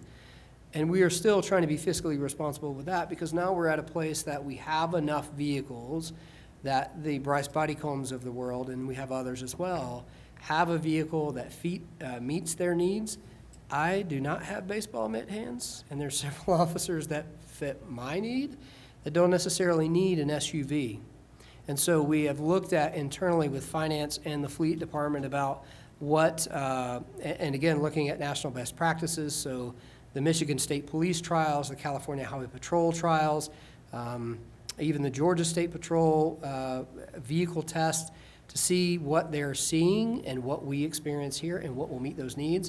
So we are trying to offset a diversified fleet that we have, some SUVs for the larger officers, some smaller vehicles like Dodge Chargers for guys mine and Elliot's size. So we're still meeting that need. We're still providing them a safe thing for them to do their jobs with, but we're being fiscally responsible with the town's money. And so we will have some savings as a result of that.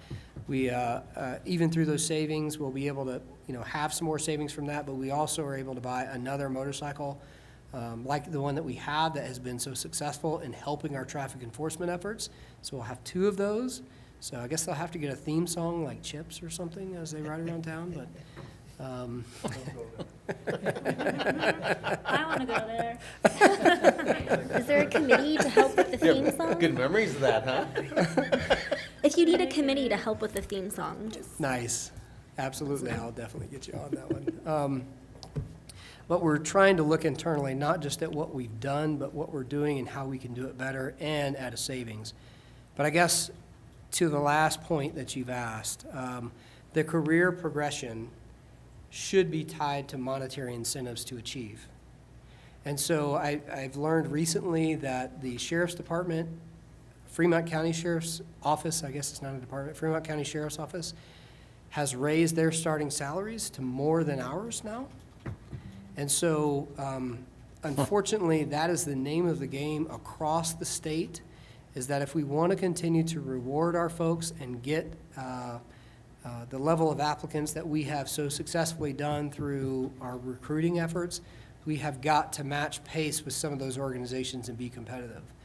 We have some folks that have been with us a long time that really should be topped out in their salary class and are not.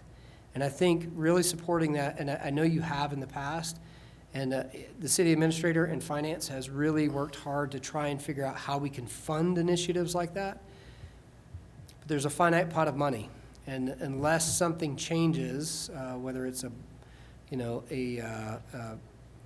public, I'm not even sure what the right terminology is for it, but a public question about funding, whether that's a fee of some sort or some other type of funding mechanism, I would ask, plead, really, that we support that so that we can get my folks competitive to where they need to be. And it's not about just it's law enforcement, though it is such an integral part of our community.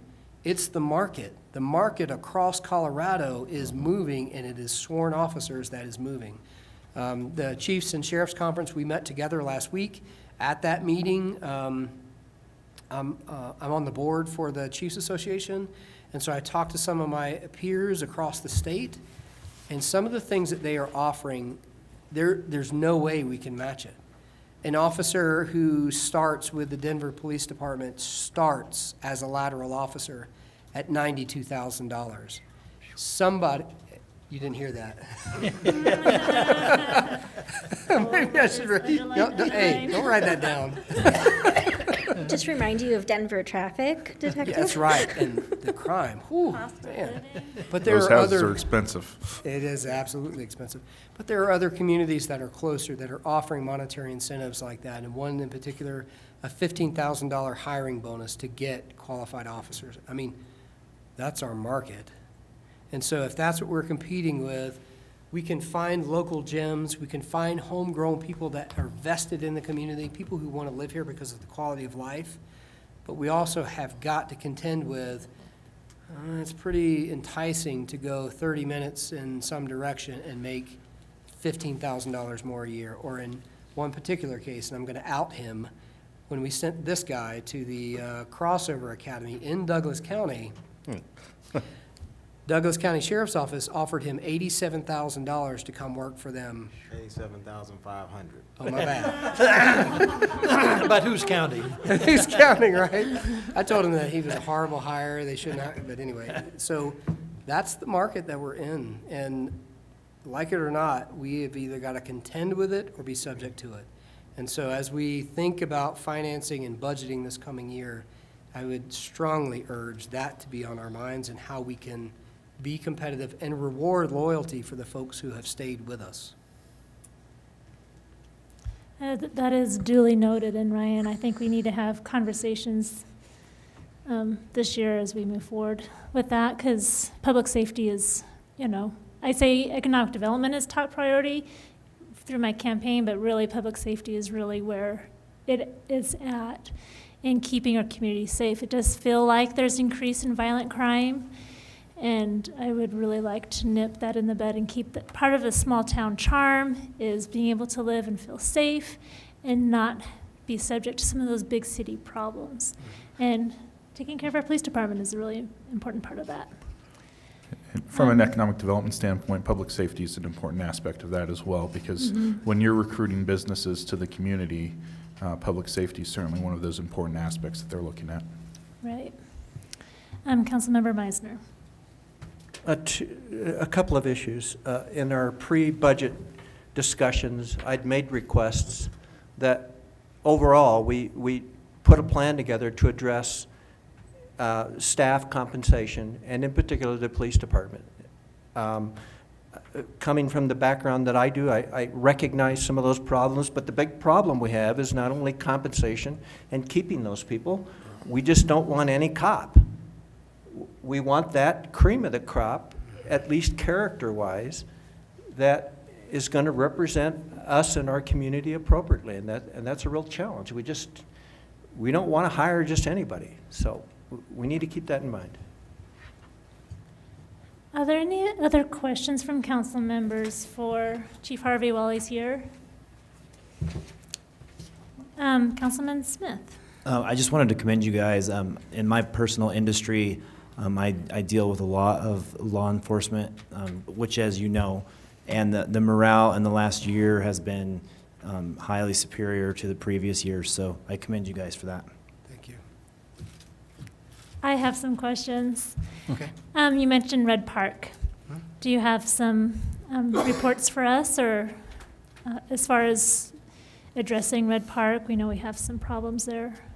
So we did have a meeting with the school district about the MOU, and I think you're aware of maybe some of those things, but for all of council, the discussions that we've had around that is fine-tuning the MOU to specify exactly what school district employees would be providing or expected to provide. And essentially what that boils down to is, just like at the basketball or the slabs, that their code of conduct policy, it would extend them to be able to essentially, it would allow them to say that that is school grounds during certain time periods when school is open and in session, so that they can enforce behavioral policies if there's, minors in possession of smoking, or, fights, or skipping class, or other things along those lines, or folks from other school districts necessarily that would be disruptive to the school function, to be able to address those. And so Ryan and myself and the city attorney are still kind of wordsmithing that language, but we have had discussions around that. We have had some increased presence. The SROs have been at Red Park, both SROs at lunch periods. I have been out there myself. There has been an increased presence from the school district as well. I don't have a report as far as what the perception is around safety at Red Park, but I do know that we have made a concerted effort to be out there and be present.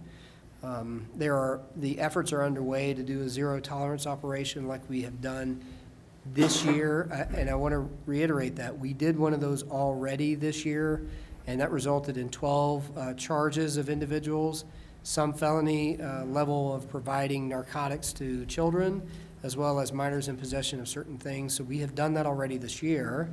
We did that in the previous year, and the definable difference between it is that last year it was undercover. We had a resident that allowed us to stay in their house in the upstairs room with a window looking out over the park, and we simply took notes. Guy in the white shirt did so-and-so.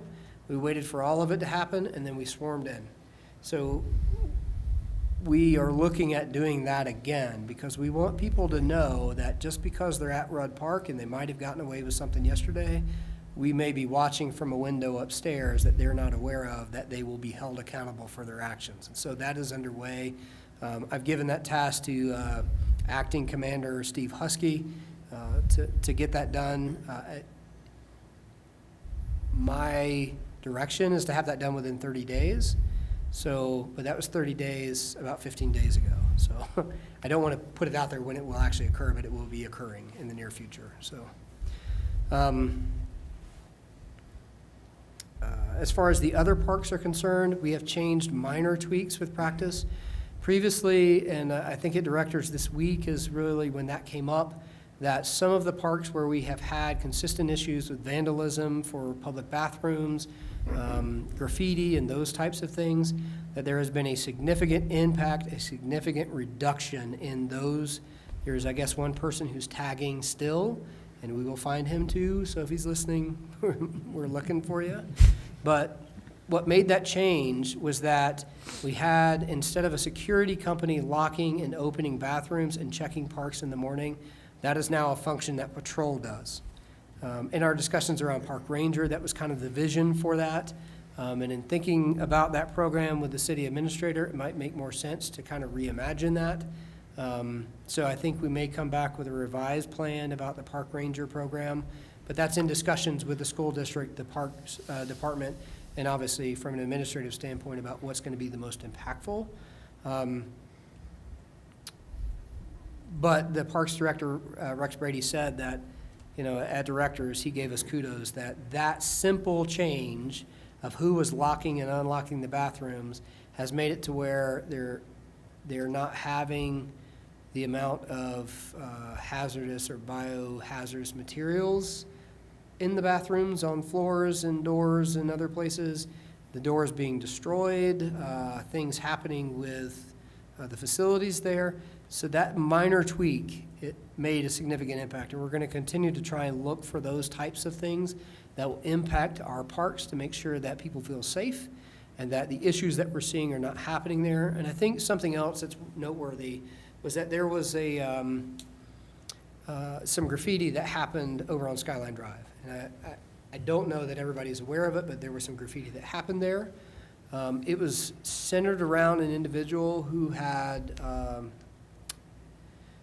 taken their own life last year, and so that was done as, from the people involved, as a memorial, if you will, to try and remember him and honor the name, not realizing the damage it caused. And so how we handled that was finding individuals and having them take some social responsibility to actually clean it up and work with the Parks Department to do that. So how that happened, the Parks Department, I think, kind of led the charge with that and started some of the issues there. But I think there was actually one young lady, and I don't want to mention her here, but there was one young lady who said, "That is not how I want my friend remembered, and I understand, but I want that changed." And so that's something that we didn't handle through criminal charges, but created some parity with people taking social responsibility to recognize what they did was wrong, but not dishonoring people who wanted to memorialize their friend who they lost last year. So we are looking at ways to do that, so it will not always be programmatic changes within the department. Sometimes it's simply a cultural philosophy that comes from the leadership of the organization, just like opportunities like that for us to shape the community and not simply through enforcement mechanisms.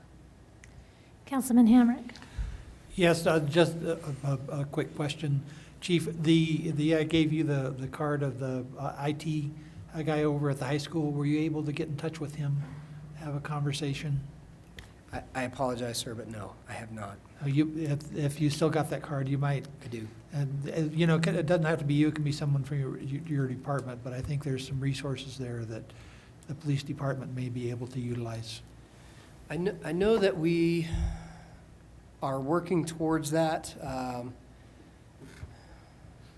And so to be clear, I did not reach out myself, but I know that we are trying to get those camera feeds on mobile data terminals, MDTs, that are in every patrol car. And so some of the barriers of virtual private networks for the school district and us have been the barrier in the past. And I was told that we have access to that now. So it's, that is something that has transpired, what we discussed. It's just I did not reach out personally and talk with them. And that's, yeah, just you or someone from your department. Okay. As long as there's some movement, communication going there. Yeah, there Great, absolutely thank you. is. Councilmember Smith. I just wanted to back up to Rudd Park real quick. I was approached by Assistant Principal Johnson on this issue, and I guess my only concern is the problem moving instead of being solved. That's what I foresee being the biggest issue around the Rudd Park issue. But I think that through the tactics that we're discussing, location seems to be what they're targeting between the middle school and the high school, and just the type of people that are there, expelled students and students from some of the other schools in town. But I know there's going to be more discussion on this. Am I correct? Absolutely, and it will really, I think, culminate, especially around Rudd Park, with the MOU and the plan that we're working on with the school district. And I believe that there, and I would look towards the mayor for that, but I believe there are some discussions with other school entities that operate within Canyon City to Yeah, we're waiting involve them. to, Brendan's Yeah. going to schedule a meeting. I did speak with Principal Johnson, and she's looking at dates that, because there's unfortunately a large number of people that she would like present for this discussion, just so everybody's on the same page. So as soon as we get the date, then we'll make sure Chief knows, Yeah. and then I'll invite the online schools too. And I was hoping for some dates today. I didn't receive any. I keep refreshing my browser, but I still haven't received anything from her. And I don't know if you know more than I do, but the last I heard, Superintendent Welsh was taking the MOU. They had a couple of tweaks, and he was checking with his insurance and things like that, and would come with us with those. Have you seen any? I haven't seen any Okay. changes, but, once we get those, I fully intend to try, bring this to the first meeting in February, Okay. as soon as we possibly can. And I think they'd like to give some reports, so I'll reach out to Superintendent Welsh to see if he can get those to us in And time. I can answer that. I met with Superintendent Welsh and Paula Busser from, Paula Busser from the school district on Tuesday of this week. Oh, okay. They have already given that MOU to their insurance company, and they had some questions around, again, roles and responsibilities. Reading it and talking with their insurance carrier, they were concerned that it may extend facilities maintenance, for example, other types of, somebody getting hurt at the park, whether or not those things would, be a liability of the school if people were allowed to be there. So I know there are some tweaks that they will be asking for specifically around identification of whose responsibility is it. And I think our conversation with, it is simply a mechanism for you to be able to enforce your school policy on the public grounds of Rudd Park. Answered a lot of those questions that his insurance company had, but I know that they intend to get with the city attorney and address specifically what some of those concerns are, but I'm not sure that that's happened yet. Okay, that's good to know. So we can reach out and see where that's at, so that's awesome. I do have another question. We talked about the parks and the police locking and opening up the bathrooms. I did have a citizen say that they had stopped by Veterans Park, opened the door to the bathroom. There's like 20 men in there. And so it sounds like some of that behavior is still happening. It's really intimidating. Do you know what time that was? I can find out. And I don't know if that was something super recent, but he's like, I'm never going back again.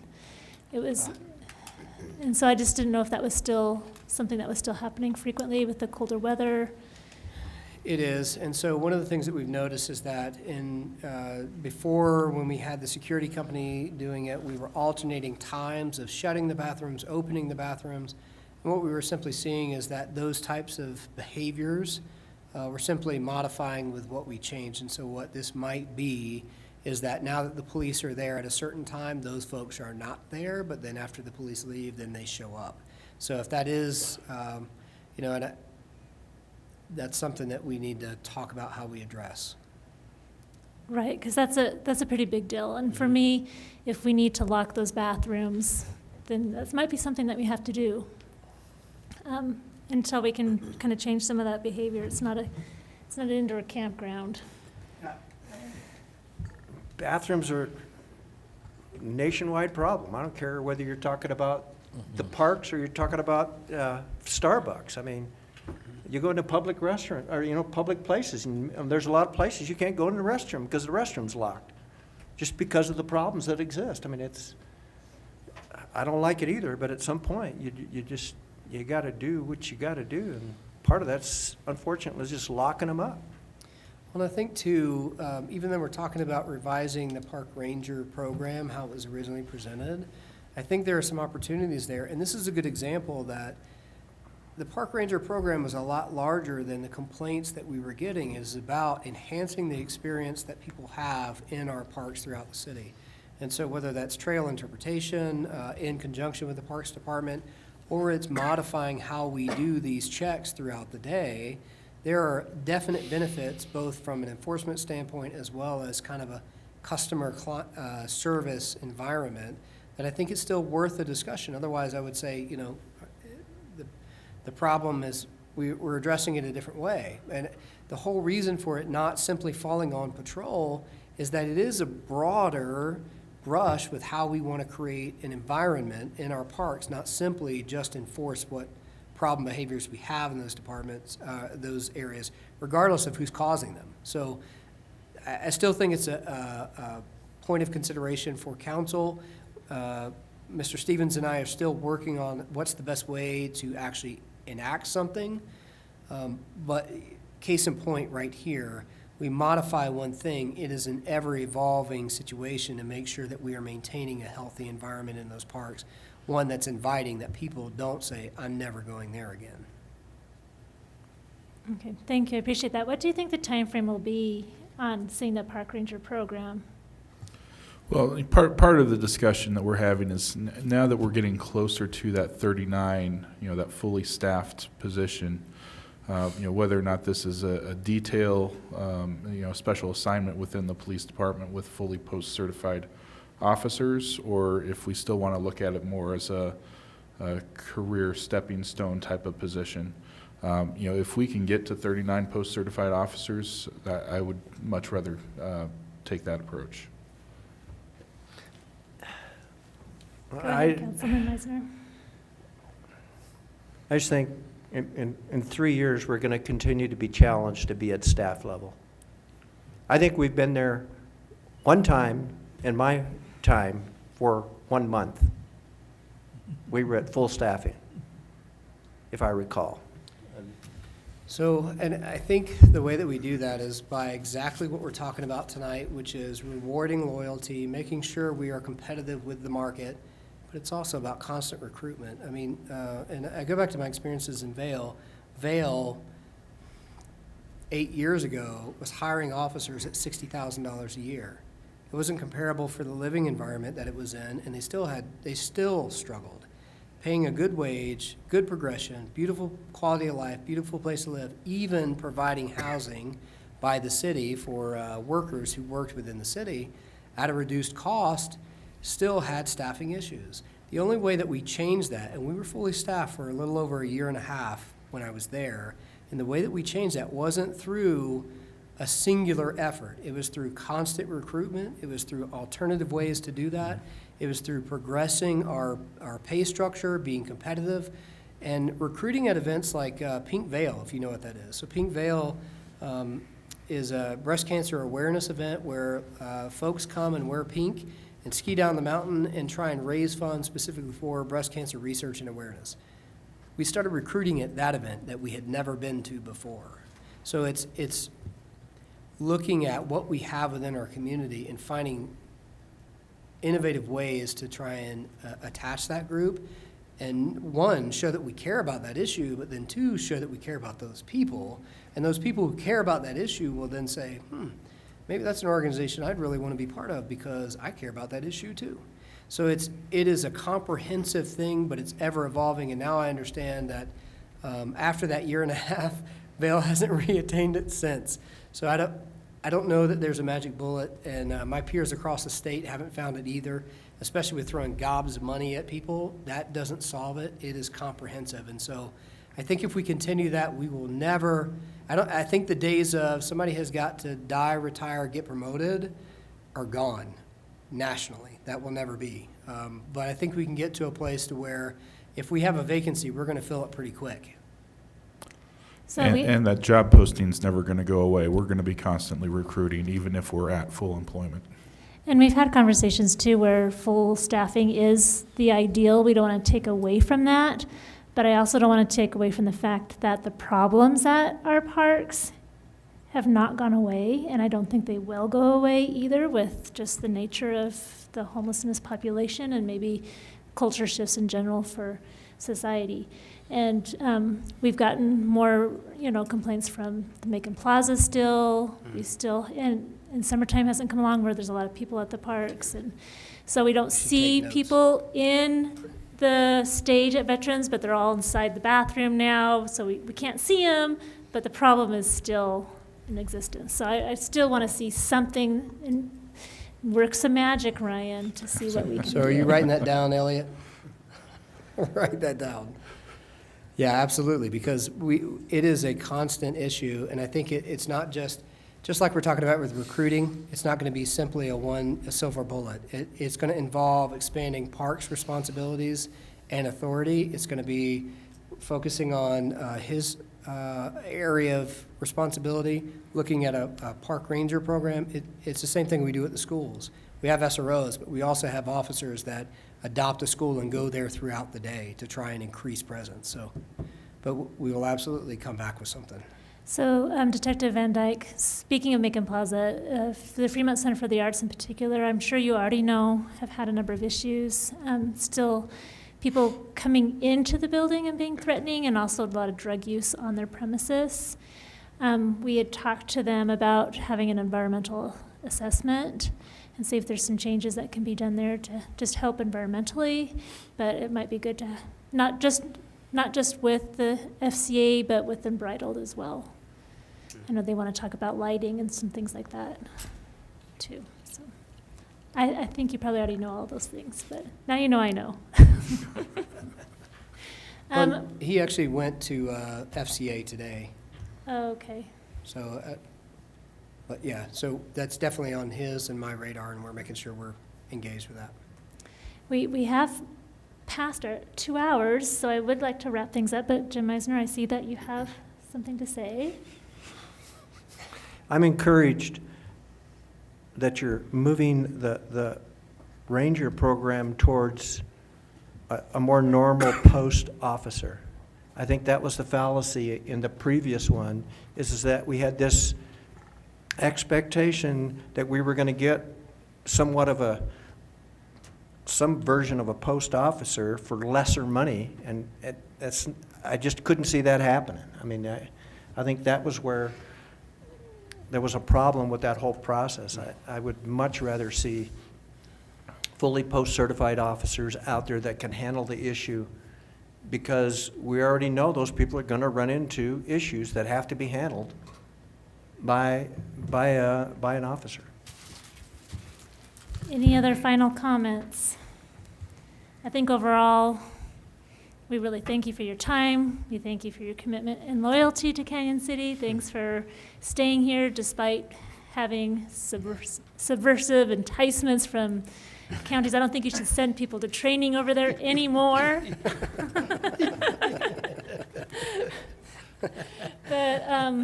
But thank you for all that you do. We're behind you. We're here to support. So we appreciate it. Thank you all very much. And this meeting is adjourned.